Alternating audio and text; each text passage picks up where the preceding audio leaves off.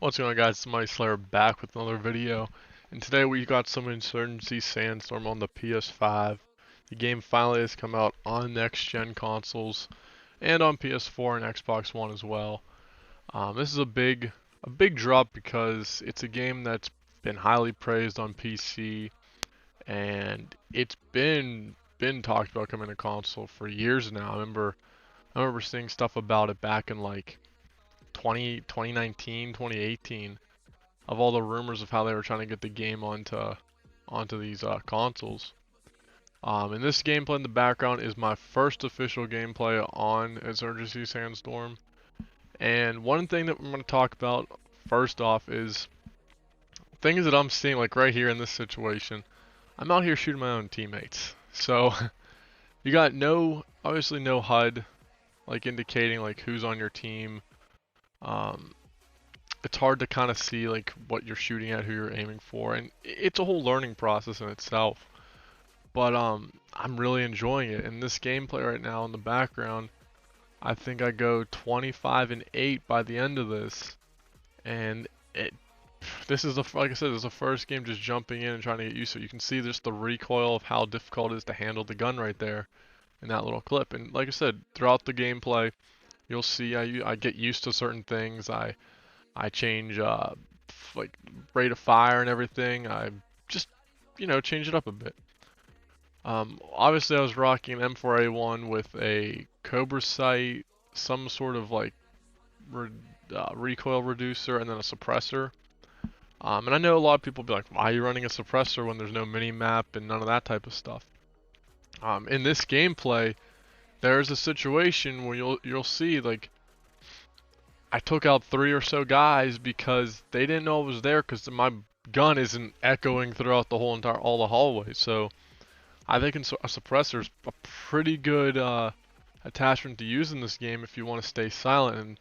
And I wish I had the gameplay unmuted. It's just there's so many people talking, and as I'm trying to make a video, I don't really want them talking in the background.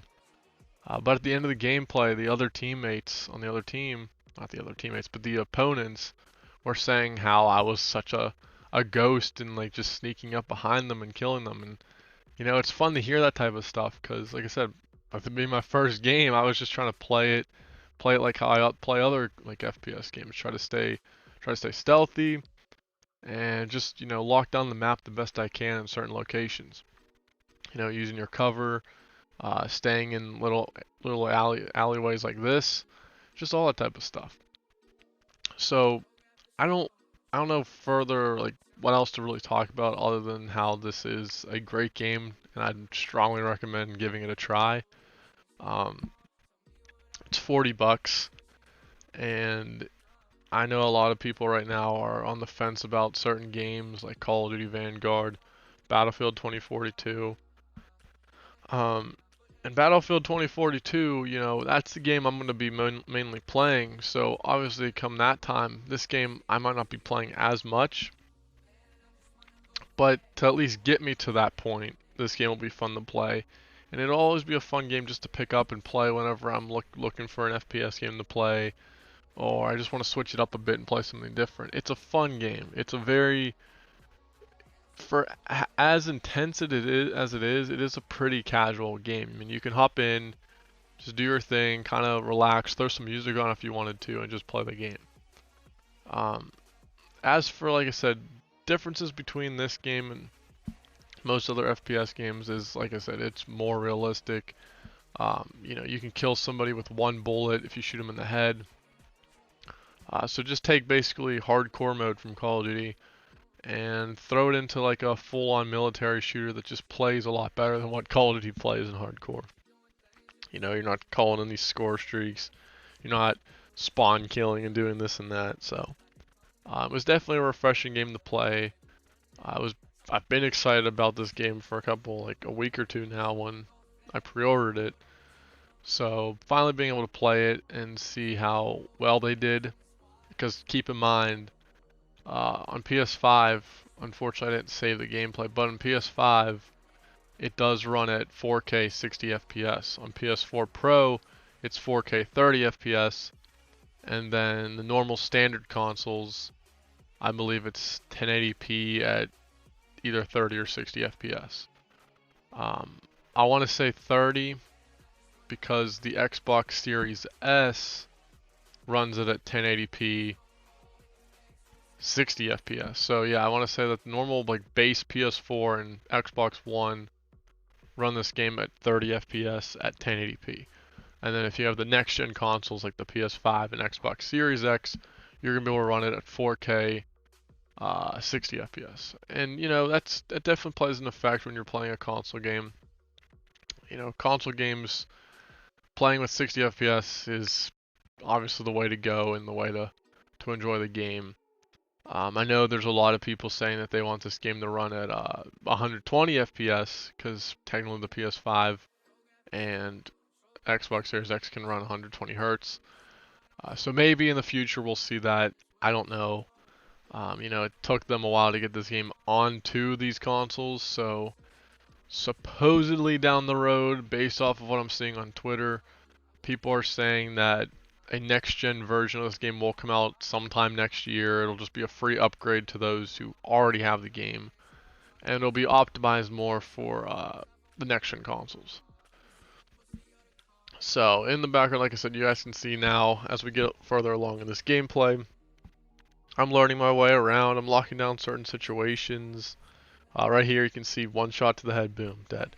And that's the other thing, you know, you don't really know if you kill someone. And there's a setting in the settings tab that, you know, you can turn on and off that basically shows blood or not. And it's set on default to off, which I don't understand why, because one thing I use as an indication if someone's dead, like if I killed somebody, is I'll see the blood. And if their body falls or there's blood on the wall, I know I'm basically got that person. So,